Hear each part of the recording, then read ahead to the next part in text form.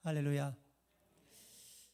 매년 이맘때마다 벚꽃이 피기는 하지만 올해가 유난히 더 예쁜 것 같고 더 좋은 것 같습니다.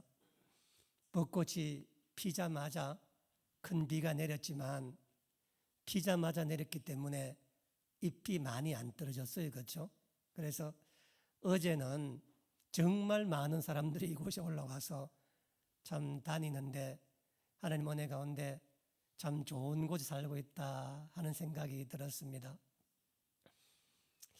이번 주 돌아오는 수요일이 제22대 국회의원 선거날입니다. 저는 지난 금요일 날 우리 사역자들과 우리 센터 직원들과 함께 사전투표를 이미 마쳤습니다. 방송을 보니까 이번 사전투표가 31.83%라 그래서 역대 최고로 나왔고 1385만 명이 이번 사전투표를 통해서 투표를 했다라고 하는 뉴스를 봤습니다. 그만큼 우리 국민들의 정치에 대한 열망이 얼마나 큰가라고 하는 것을 보여주는 게 아닐까 하는 생각이 듭니다. 그런데 역설적으로 이번 선거를 진행하며 가는 과정 가운데 방송에 나와 있는 수많은 정치 평론가들의 한결같은 이야기는 역대 선거 가운데 이번 선거처럼 비호감이 큰 선거도 없을 거라는 얘기를 다 하더군요. 무슨 말인가 하면 내가 선거를 해서 새로운 대표자를 뽑는데 그 뽑는 기준이 최선이 아니라 최악이 기준이 되었다는 겁니다. 누가 더 나은가가 아니라 누가 더 못났는가로 뽑는 기준이 되었다는 겁니다. 최선이 아니라 최악이 기준이 되니까 내가 저 사람도 밉지만 저보다는 저게 더 미워서 내가 투표를 한다, 이렇게 우리나라가 되었다니 얼마나 안타까운 일이겠습니까? 그래서 사람들이 대통령도 싫고 여당도 싫고 야당도 다 싫다, 이렇게 말하는 사람들이 한두 사람이 아닙니다. 그래서 그들을 대신할 대한정당도 없고 또 대표할 만한 인물도 없습니다. 오죽하면 사법 리스크를 가진 사람들이 다 나와서 떳떳하게 말하는 세상이 되었고, 입에 담지 못할 막말을 하는 사람들이나 편법, 불법을 일삼는 사람들이 공당의 대표가 되어 나와도 부끄러움을 느끼지 않는 사회가 되었다고 하는 것은 정말 우리 사회가 얼마나 비극으로 가고 있는가. 그래서 기준이 최선이라면 어떻게 그런 사람들이 감히 선거에 나올 수 있겠습니까? 그런데 기준이 최악이다 보니까 내가 악인이지만 더 나쁜 놈이 있어, 이것이 선거 유세가 되고 있다고 하니 정말 우리 사회가, 우리나라가 안고 있는 게 가슴 아픈 일이 아닌가 하는 생각이 듭니다. 그래서 어떤 정치평론가는 이번에 누가 국회의원 되든 어느 당이 다수당이 되든 도찐 개찐이고 그 나물에 그 밥이고 도토리 키재기다, 이런 것을 공방송에 나와서 말할 정도라고 하면 우린 산에 있어 민심을 잘 모르지만 서울이나 큰 도시에서 정치인에 대한 혐오감이 얼마나 큰가 하는 생각을 다시 한번 해보게 됩니다. 여러분, 오늘 벚꽃이 많이 피어 있는데 또 이번 국회의원 선거도 벚꽃이 필 때 하잖아요. 그렇죠? 그런데 이 벚꽃을 나타내는 사쿠라라고 하는 말은 두 가지 의미가 있습니다.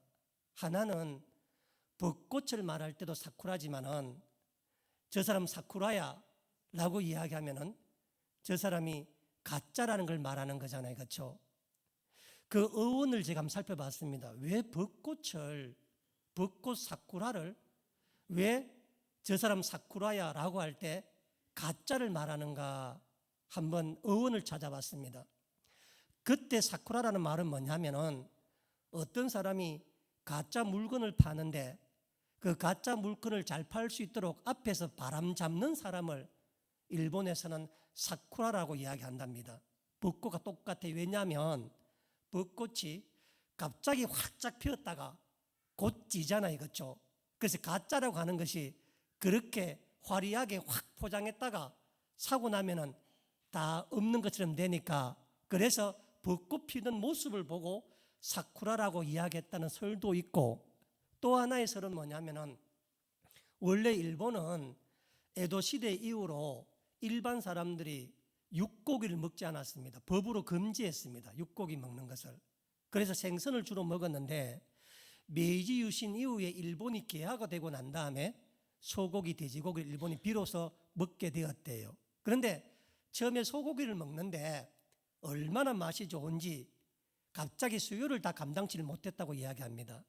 그래서 소고기와 가장 비슷한 말고기를 잡아서 상인들이 속이고 팔았는데 그 말고기 색깔이 벚꽃 색깔 같이 붉다. 그래서 말고기를 팔았다는 말은 못하고 사쿠라라는 얘기를 하게 되었다는 겁니다. 그래서 소고기를 샀는데 나중엔 진짜는 말고기를 사게 되었다. 그래서 진짜가 가짜로 둔갑했다라는 겁니다. 여러분, 우리나라 서울에 이 사쿠라가 가장 아름다운 곳이 어딘지 아세요? 바로 여의도 국회의사당 뒤에 윤중로라 남 가보셨는데 그곳이라고 이야기합니다. 얼마나 이게 언어적으로 그런가 하는 생각이 듭니다. 그런데 제가 이 사쿠라 이야기를 듣고 또 이번 정치를 생각하다 보니까 제가 얼마 전에 읽었던 신문 칼럼에 읽었던 그 기사가 생각이 납니다. 여러분 잘 한번 들어보세요. 어떤 사람이 직장을 다니다가 그 직장이 부도가 나서 그 일을 관두게 되었다고 이야기합니다. 처음에는 좀 놀아야지 하는 생각도 들어서 그간에 벌어놨던 돈으로 먹고 살았고 또 실업수당을 받아서 살았지만, 그러나 한 집안의 가장이 그렇게 살아서는 안 되잖아요. 그렇죠? 그래서 안 되겠다 싶어서 직장을 구하려고 이렇게 이제 직장 구하는 이 신문 광고를 봤다 그래요. 보는데 하도 사람한테 치이고 지금 이 나이에 다시 어디 들어가서 사람한테 이렇게 뭘 하는 게 힘들어서 고민했는데 마침 그 구인 광고에 동물원에서 사람을 구한다는 광고를 본 겁니다. 그래서 이 사람이 이 참에 사람도 보지 말고 차라리 동물과 함께 지내자. 그래서 내가 고생 가봐야 되겠다 해서 동물원에 그 지원서를 갖고 갔더래요.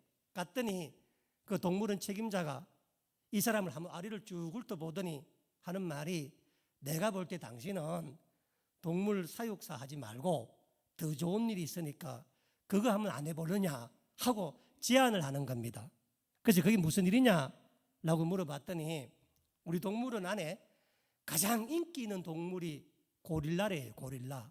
그래서 사람들이 우리 동물원에 오는 주된 목적이 고릴라 보러 온대요. 고릴라 보러 오는데 그 고릴라가 며칠 전에 죽었대요. 고릴라가 죽었는데 아프리카에서 고릴라가 오려면 시간이 몇 달 걸리잖아요. 그렇죠? 동물원 문도 닫을 수가 없고, 그러니까 당신이 체격이 크니까 고릴라 가죽을 덮어 쓰고 고릴라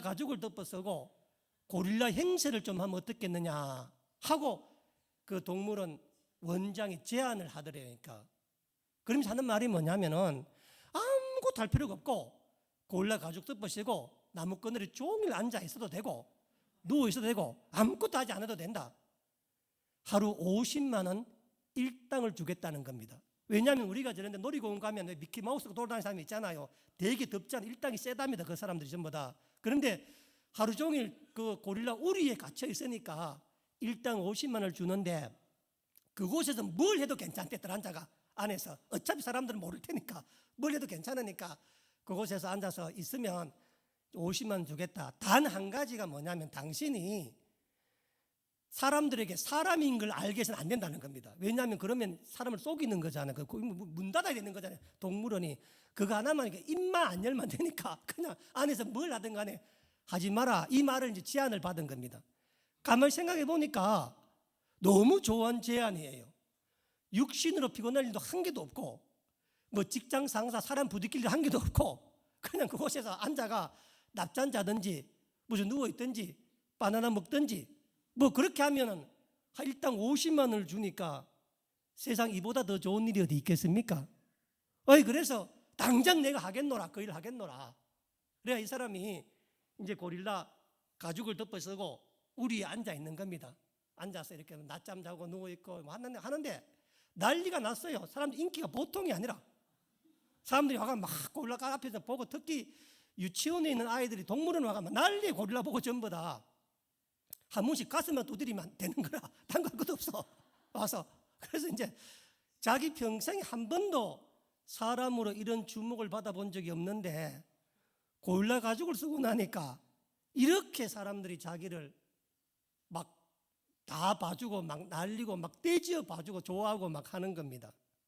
그런데 한 주간 하다 보니까 심심한 거예요, 이 사람이. 그리고 내가 고릴라인데 뭐 좀 해야 되지 않겠나는 생각이 들더래요. 자기가 왜 인기가 있으니 더 인기를 끌려고. 그래서 가만히 생각해 보니까 예전에 타잔 드라마를 보니까 고릴라가 줄을 타고 그네를 타는 모습이 생각이 난 겁니다. 마침 그 고릴라 우리에 옛날에 진짜 고릴라가 타던 큰 그네가 하나 있었어요. 그네가. 그래가지고 이제 앉아가 쉬는데 또 심심하니까 한 번씩 그네를 탔어요. 그네를 타는데 막 사람들, 아이들이, 유치원 아이들이 난리가 난 거라. 고릴라가 그네를 타고 막 뛰니까 너무 좋아가지고. 그래서 이 사람이 너무 업이 돼가지고 지가 하도 좋아하니까 세상에 고릴라처럼 있잖아요. 한쪽 손만 잡고 탔는 거라. 그러다가 막 마지막까지 끝까지 올라갔다가 그만 줄을 놓치가지고 다른 우리에 떨어졌는데 그 우리가 사자우리라.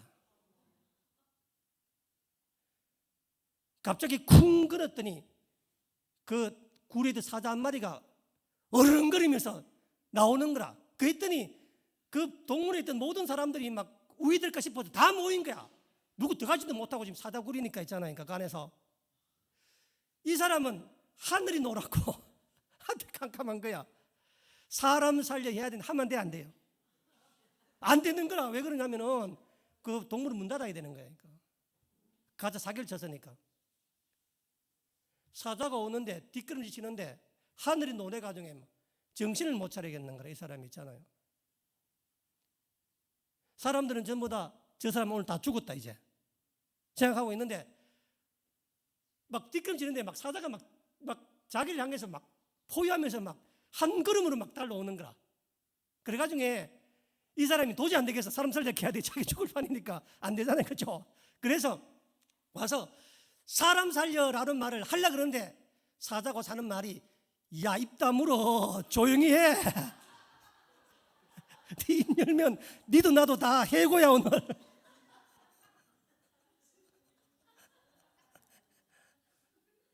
전부 가짜야 싹 다. 그 동물원에 가짜 고릴라, 가짜 사자 다들 앉아 있는 거야 사람들. 왜냐하면 그 사자가 고릴라가 비싸답니다. 아프리카에 데리고 올라 그러면 돈이 비싸고 매일 관리하고 먹이는 게 보통 문제가 아니래.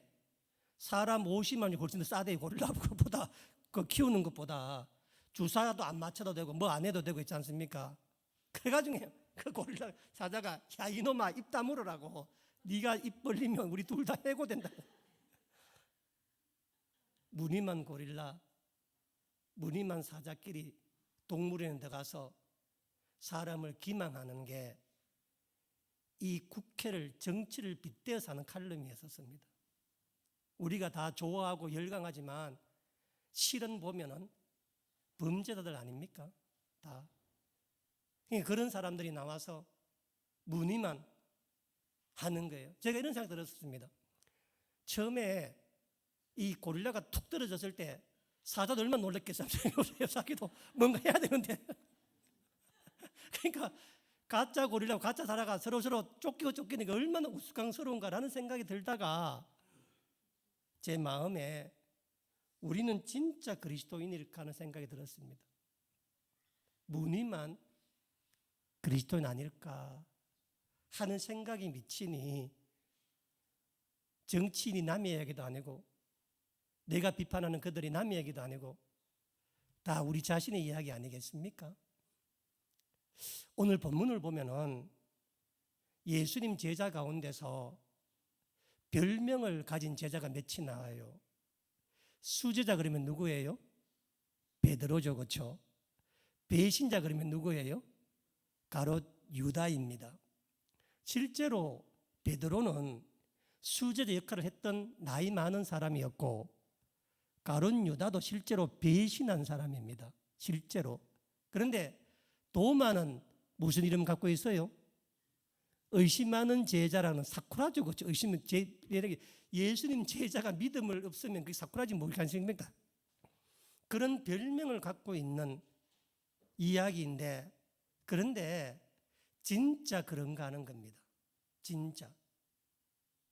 여러분, 도마라고 하는 사람은 여러분이 잘 알고 있지 못한 사람 중에 한 사람이에요. 왜냐하면 마태마가 누가복음서를 보면은 도마에 대한 단독 기사가 한 번도 나오지 않습니다. 예수님 12제자 명단이 각 복음서마다 나오거든요. 그 명단에 이름만 나올 뿐이지 도마가 자기가 무슨 말을 했다든지 도마가 무슨 단독으로 뭘 했다든지 그런 기사가 마태마가 누가는 단 한 번도 나오지 않습니다. 그런데 놀랍게도 요한복음을 보면 요한복음에는 도마에 대한 단독 기사가 3번 나오는데 이 3번 다 신학적으로 매우 중요한 의미를 우리에게 부여해 주고 있습니다. 그래서 도마가 의심 많다라고 하는 것은 지독한 우리의 오해라고 하는 겁니다. 왜 그러냐면은 3번 등장하는데 첫 번째 등장하는 장면이 어디냐면은 요한복음 11장 16절에 보면은 이 도마가 첫 번째 입을 열어 말을 하는 장면이 성경에 처음 나옵니다. 그런데 요한복음 11장의 내용이 뭐냐면은 예수님께서 죽은 나사로를 살리신 매우 중요한 장이죠. 그렇죠? 예수님께서는 공생의 기간 동안에 죽은 사람을 3번 살리셨습니다. 첫 번째가 뭐냐면 회당장 야이로의 딸이었습니다.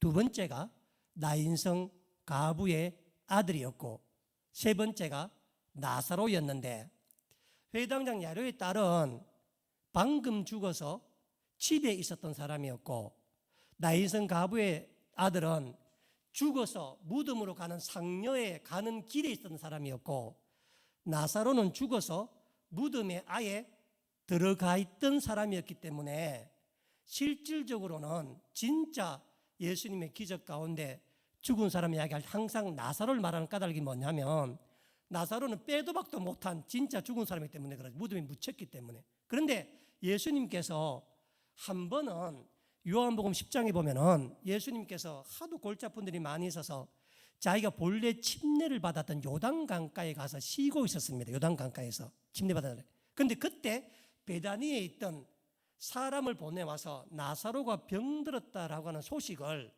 그러니까 예루살렘 근처 베다니에서 요단강에 계신 예수님께 사람을 보내신 겁니다. 예수님께서 그 말을 들으시고 이틀을 더 유하세요. 이틀을 더 유하시고 난 다음에 이틀 뒤에 뜬금없이 제자들에게 유대로 가자라는 말을 합니다. 6절에 보면 그런 말을 11장 6절에 유대로 가자 이런 말을 합니다. 그 말을 하니까 모든 제자들이 예수님을 막았으면서 예수님 무슨 말입니까? 방금 전에도 유대인들에게 돌에 맞아 죽을 뻔했는데 또다시 유대로 가자뇨. 이게 무슨 말입니까? 마치 마태복음 16장에 베드로가 예수님 십자가 지는 걸 막은 것처럼 모든 제자가 다 막았습니다. 그때 도마가 등장해요. 그때 16절에 보면 도마가 등장해서 모든 제자들에게 이렇게 말합니다. 제자를 나무라면서 우리도 주와 함께 죽으러 가자라는 말을 합니다. 그러니까 성경에 나오는 첫 번째 도마의 말이 뭐냐면 예수님이 유대 땅으로 다시 가려고 하는 것을 모든 제자가 가지 말라고 예수님을 막았을 때 도마가 제자에게 하는 말입니다. 제자들에게 무슨 말이냐? 우리가 예수님과 함께 죽으러 가자. 이것이 성경에 나오는 도마의 첫 번째 말입니다. 그러니까 굉장히 중요한 말 한 거 아닙니까? 예수님과 함께 죽으러 가자고 말했으니까. 두 번째 등장하는 게 뭐냐면 그 유명한 요한복음 14장입니다. 한번 찾아보세요. 우리 같이 한번. 이 입장 14장에 171쪽에 한번 보세요. 14장에 보면은 먼저 저를 한번 보세요. 예수님께 여기 뭐냐면 예수님께서 최후의 만찬을 마치시고 난 다음에 제자들의 발을 씻기셨습니다. 그리고 난 다음에 이제 겟세마네 동산으로 가시기 전에 예수님께 제자들에게 마지막 유훈의 말씀을 나누는데 14장, 15장, 16장, 17장 계속 나옵니다. 마지막 유훈의 말씀을 나누는 장면이에요. 그러니까 지금은 뭐냐면 예수님이 발을 다 씻기시고 이제 겟세마네 가기 전에 했던 내용인데 14장 1절 말씀 보세요. 너희는 마음에 근심하지 말라. 하나님을 믿으니 또 나를 믿어라. 내 아버지 집에 거할 곳이 많도다. 그렇지 않으면 너희에게 일렀으리라. 내가 너희를 위하여 거처를 예비하러 가노니 가서 너희를 위하여 거처를 예비하면 내가 다시 와서 너희를 내게로 영접하여 나 있는 곳에 너희도 있게 하리라. 내가 어디로 가는지 그 길을 너희가 아느니라. 예수님께서 이제 마지막 만찬을 마치시고 난 다음에 제자들에게 너희는 내가 없더라도 염려하지 말고 근심하지 말아라. 나는 아버지 집에 가서 너희가 거할 처소를 마련하러 가니까 갔다 와서 너희와 함께 그 처소에서 함께 살겠다. 이렇게 말씀하시면서 내가 어디로 가는지 그 길을 너희가 다 알지 않느냐. 십자가를 말하는 겁니다. 그렇게 말했더니 다른 제자는 아무도 말하지 않는데 5절 보세요. 도마가 이르되 주여 주께서 우리가 어디로 가시는지 우리가 알지 못하거늘 그 길을 어찌 알겠사옵나이까. 이렇게 말합니다. 지금 요한복음 14장 5절의 이 도마의 질문은 신구약 성경을 통틀어서 사람이 하느님께 한 질문 가운데서 가장 중요한 질문 가운데 하나입니다. 가장 중요한 질문. 왜냐하면 도마의 이 질문 때문에 기독교 복음의 핵심이자 여러분들 주일학교 학생도 대부분 다 외우고 있는 요한복음 14장 6절의 말씀이 나온 거예요. 그 질문을 도마가니까 뭐라 말하냐. 6절 보세요. 예수께서 이르시되 내가 곧 길이요 진리요 생명이니 나로 말미암지 않고서는 아버지께 올 자가 없느니라. 이게 우리 기독교 복음의 핵심인 거예요. 그 길이 뭐냐? 내가 바로 그 길이다. 내가 바로 그 길이다. 그리고 그 길이 나를 통하지 않고서는 아버지께로 나아갈 자가 없다라고 하는, 그러니까 구원은 오직 예수님께만 있다고 하는 우리 기독교 복음의 핵심에 되는 이 답을 도마가 질문했기 때문에 나온 답입니다. 다른 제자들은 다 아는 척, 다 알고 있는 척 안 물어봐요. 도마라고 하는 사람은 모르는 것을 정직하게 묻는 사람이 도마입니다. 아는 체 하지도 않고 몰라도 아이고 귀찮아 안 물어볼 거야 그런 게 아니라 내가 신앙생활 하면서 내 마음에 그리 끼는 거 있고 내가 이해되지 않으면 예수님 앞에서도 그 길이 뭐냐 어떤 길이냐 라고 물을 때 하나님께서는 예수님께서는 우리에게 복음의 말씀을 전해주는 겁니다. 마지막 세 번째가 우리 오늘 본문 요한복음 20장에 나오는 바로 이 말씀입니다. 이 요한복음 20장 이것 때문에 도마는 지난 2000년간 우리 기독교 교회사에서 의심 많은 제자라고 하는 불명예스러운 별명을 갖게 된 겁니다. 예수님의 제자인데 의심 많은 제자라고 하는 것은 정말 치욕적인 별명 아니겠습니까? 그런데 성경 어디에도 예수님께서 도마 보고 의심이 적다든지 의심하는 제자라든지 믿음이 적다는 말 한 적이 단 한 번도 없습니다. 오히려 마태복음 14장 3절 이하의 말씀을 보면은 베드로가 풍랑이는 바다를 걸어가다가 물의 두려움 때문에 물에 빠지자 예수께서 그의 손을 잡으시며 왜 의심하느냐 믿음이 적은 자여 라고 말했을 뿐입니다. 진짜 의심하는 제자, 믿음이 없는 제자는 누구여야 돼요? 베드로여야 되는 겁니다. 베드로. 우리 성경에도 예수님께서 단 한 번도 도마에게 의심하는 제자라든지 왜 의심하느냐든지 이런 말씀을 한 적이 없었습니다. 그리고 지금 이때가 주님께서 부활하고 난 다음에 8일째 되는 날이었는데 이때 많은 제자들이 누구도 예수님의 부활을 믿지 못하고 있었는데 어느 정도로 믿지 못했냐면은 가장 대표적인 본문이 우리 다 함께 마태복음 28장, 너무 유명한 내용이죠. 마태복음 28장의 마지막 끝장이죠. 그 19절 20절로 보면은 진짜 우리에게 지상명령이라고 하는 말씀이 있지 않습니까? 그럼 너희는 가서 이런 말씀 나오잖아요. 그렇죠? 자, 그런데 한번 보세요. 이 마태복음 28장의 이 마지막 장은 우리가 그 16절 이하의 말씀은 예수님께서 부활을 하시고 난 다음에 하늘에 성천하시기 바로 직전에 하신 말씀이 직전에. 그러니까 직전에 마지막 지상명령, 온 족속으로 침례를 베푸고 제자를 삼으라고 하는 마지막 지상명령을 하잖아요. 그렇죠? 그런데 그 명령을 왜 하냐면은 16절 말씀에 11 제자가 갈릴리에 가서 예수께서 지시한 산에 이르러 예수를 배웁고 경배하나 뭐라고요? 아직도 의심하는 사람들이 있더라. 지금 부활한 예수님과 40일 함께 있었고 예수님께 경배하고 직접 보고 그랬지만 뭐 했다는 거예요?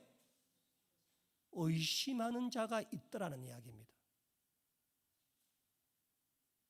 자, 여러분 신학적으로 이야기하면은 이런 질문을 물어야 돼요. 그러니까 왜 제자들이 예수님을 배웠고 경배를 함에도 불구하고 그 말은 무슨 말이에요? 예수님 앞에 절을 했다는 뜻 아닙니까? 우리 식으로 말하면 예수님에게 예배를 드렸다는 뜻이에요. 그러니까 예수님께 경배를 하고 절을 하고 예수님을 배웠는데도 불구하고 여전히 의심하는 자들이 있었더라는 이야기입니다.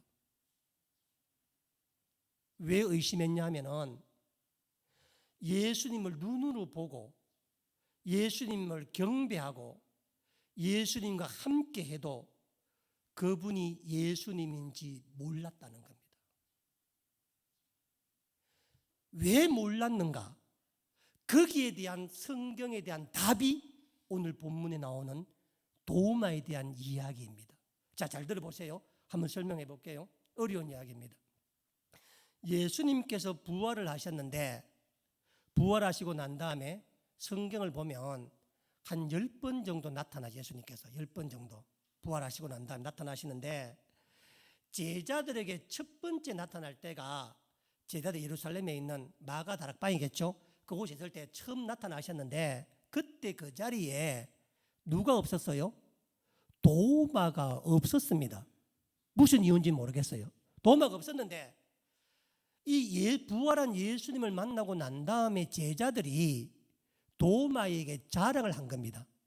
야, 우리가 부활한 예수님을 만났다.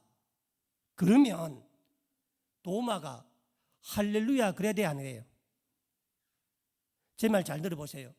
그렇게 말해야 되잖아요. 그러니까 여러분들도 부활한 예수 어떻게 만날까 잘 생각해 보셔야 되죠. 이 이야기가 다른 사람도 아니고 베드로를 위시한 사도들이 나와 3년 동거동락했던 그들이 예수님과 동거동락했던 그들이 부활한 예수를 만났다고 이야기하는데 도마는 콧방귀를 낍니다. 그 무슨 말도 안 소리 하지 말아라. 너가 예수를 만났다는 거 나 절대 못 믿겠어. 이 이야기 도마 이야기야 지금. 그러면서 도마는 나는 부활한 예수님이 내가 3년간 다녔던 그 하나님과 같은 분이 되려고 하면 나는 나만의 특별한 기준이 있다고 말합니다. 그 기준이 뭐냐면은 내가 예수님의 몸에 난 상처를 내 눈으로 봐야 되고 예수님의 상처난 못자국과 옆구리에 내 손을 넣어서 만져봐야 내가 그분인 줄 알지, 다른 어떤 것을 이야기해도 나는 그분이, 누가 부활한 예수를 만났다 그러면 나는 그 말 안 믿을 거야. 이게 지금 이 이야기예요. 굉장히 중요한 얘기예요. 그러면 한번 생각해 보세요. 이 도마의 이 말이 얼마나 이상한 말이에요. 한번 생각해 보세요. 왜냐하면 부활한 예수님을 만났는데 그 부활한 예수님이 진짜 예수님인지 아닌지를 알기 위한 판별법으로 가장 먼저 생각되는 게 뭐냐면은 능력이나 기적 아니겠습니까? 그렇죠? 부활하시기 전에도 죽은 자를 이렇게 세우고 5천 명을 먹이시고 안지명 이렇게 하셨던 분이 예수님인데, 사망 권세를 깨뜨리시고 이제 부활을 하셨다면은 그 주님의 능력 행함이 남달라야 되지 않겠습니까? 그렇죠? 그 이전보다도 더 대단하지 않겠습니까? 그래서 여러분 한번 생각해 보시면 부활하신 주님을 만날 때 그 부활하신 주님이 진짜 부활한 주님이 맞다라고 하는 그 근거를 내세울 때 여러분은 뭘 보면 알겠냐? 그 물음이 오늘 요한복음 도마에 대한 얘기예요. 아마 많은 사람들은 부활한 예수님 하나님이시니까 그분이 더 큰 기적과 더 큰 능력을 보여주셔야 우리의 부활한 주님이 되지 않겠느냐, 이렇게 생각이 쉽잖아요. 그렇죠? 당연히 또 여러분들도 부활하신 주님을 만나고 싶으면 뭐를 기대하고 만나고 싶겠어요? 그런 기적과 능력을 보고 싶지 않겠습니까? 그런데 도마는 뭐냐면 예수님이 어떤 기적과 능력이 나도 나는 관심이 없어. 그분이 진짜 부활하신 예수님이라면 나는 이것밖에 확인할 게 없어. 뭐냐면 그분의 상처라는 겁니다. 여러분은 한 번이라도 예수 믿어서 예수님을 만날 때 예수님께서 여러분의 구원자이심에 대한 증거로 그분의 상처를 보고 싶다 생각해 보셨습니까?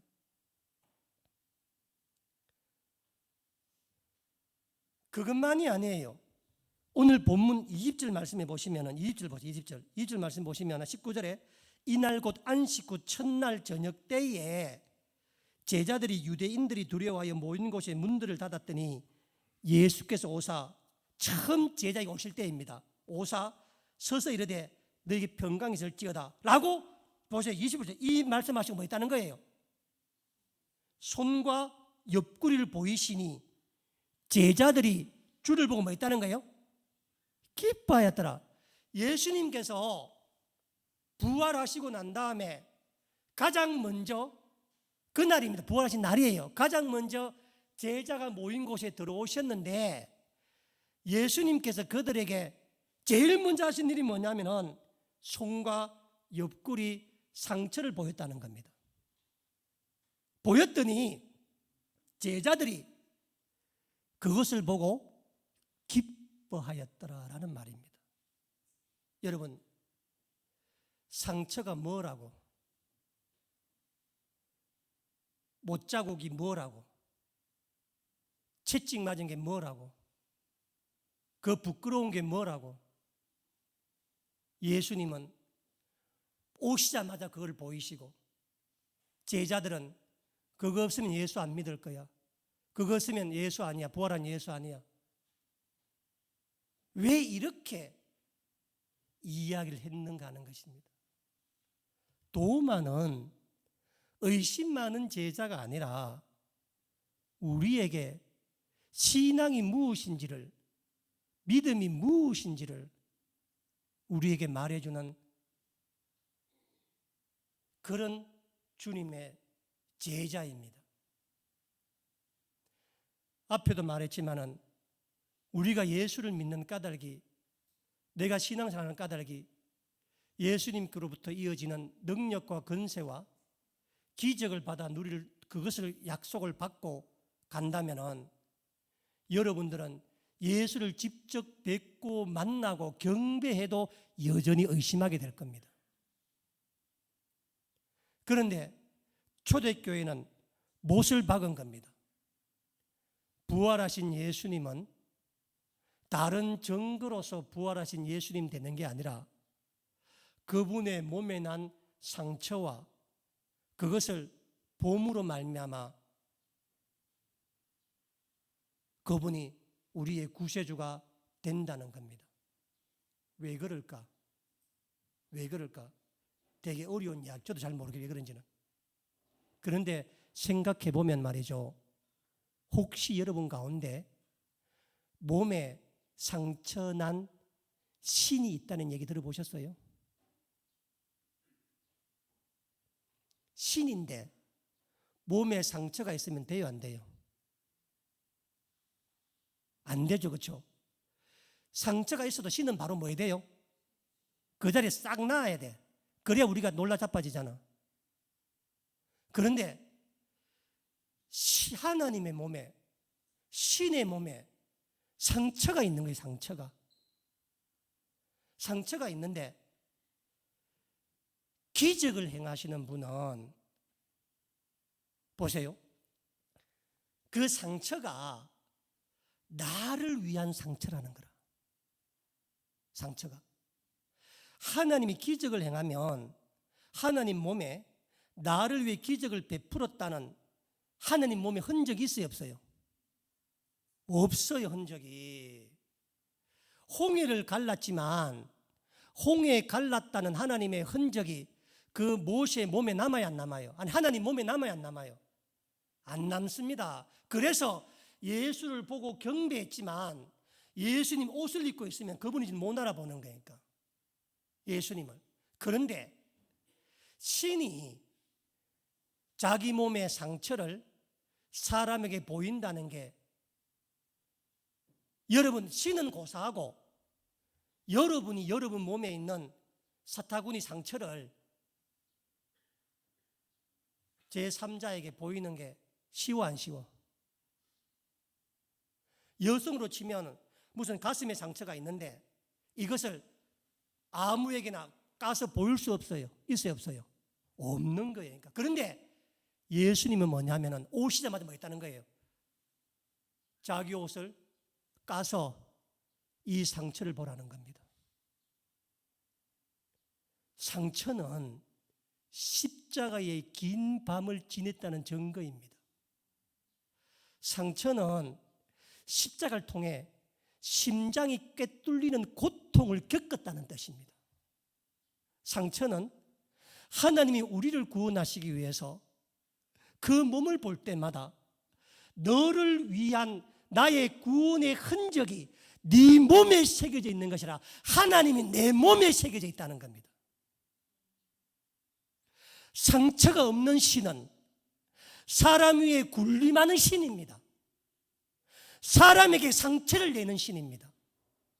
그러나 상처가 있는 하나님은 사람 때문에 자기 몸에 상처의 흔적을 가지고 다니는데, 천지를 창조하신 하나님이시면서도 그 상처를 사람에게 부끄럽지 않게 내보일 수 있는 분, 그렇게 할 수 있는 유일한 이유가 뭐냐? 사랑입니다.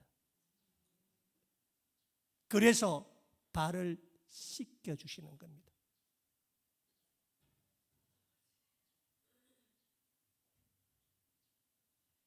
내가 기적을 행했다는 사람은 얼마나 많아요, 세상에.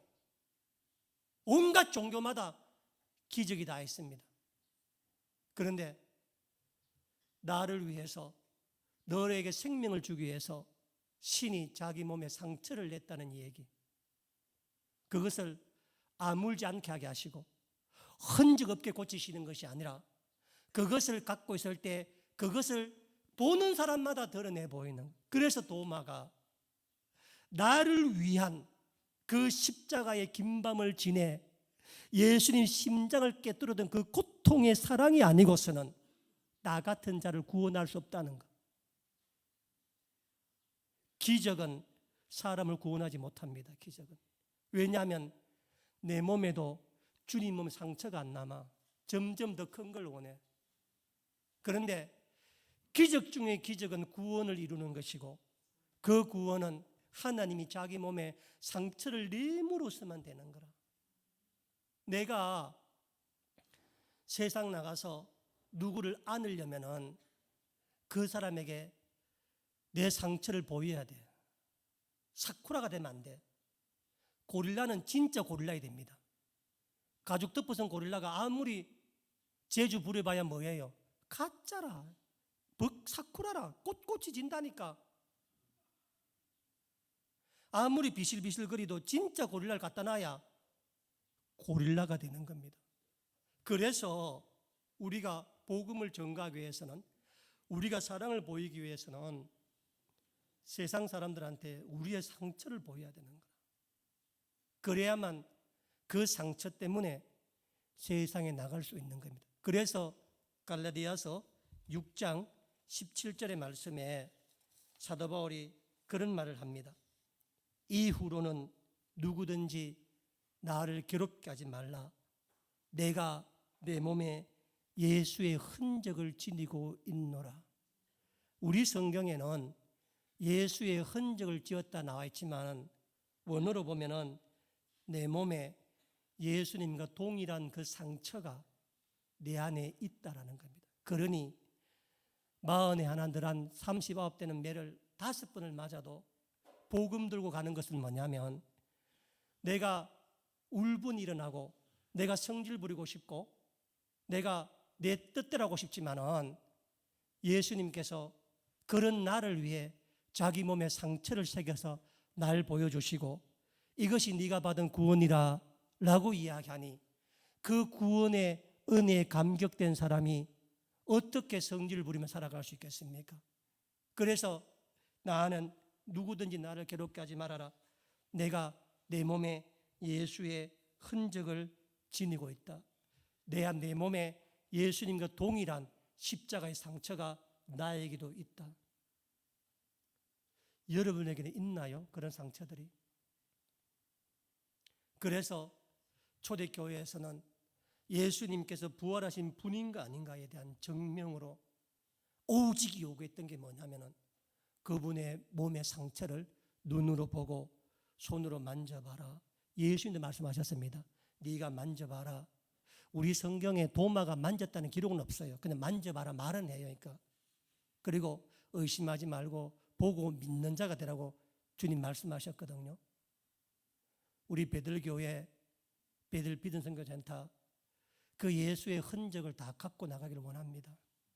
여러분도 마찬가지입니다.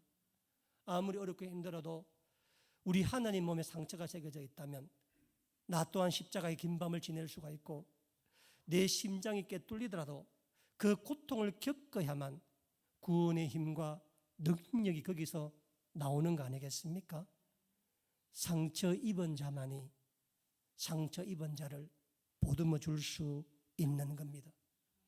몸에 상처난 예수님만이 영혼의 상처난 우리를 구원할 수 있기 때문에 그렇습니다. 그래서 이 땅 살아가면서 내가 이 세상에 우리 주님처럼 상처를 드러낼 용기가 있을 때 우리는 사도 바울처럼 세상이 감당치 못할 복음의 사람이 될 수 있는 것입니다. 수요일 날 선거 꼭 하시기 바랍니다. 무늬만 고릴라라도 뽑아야 되지 않겠습니까? 왜 하겠습니까? 해서 기도해야 되고, 특히 이번 선거가 중요한 게 뭐냐면은 이번 선거를 통해서 차별금지법이 어떻게 될 것인가 큰 문제지 않습니까? 해서 한 사람도 빠지지 마시고 다 가셔서 투표하셔서 정말 주사위는 내가 던지지만 투표는 내가 하지만 모든 것 주님이 다 이루신다고 하는 우리 주님의 큰 뜻을 기도하면서 투표하는 우리 모두가 되기를 바랍니다. 기도하겠습니다.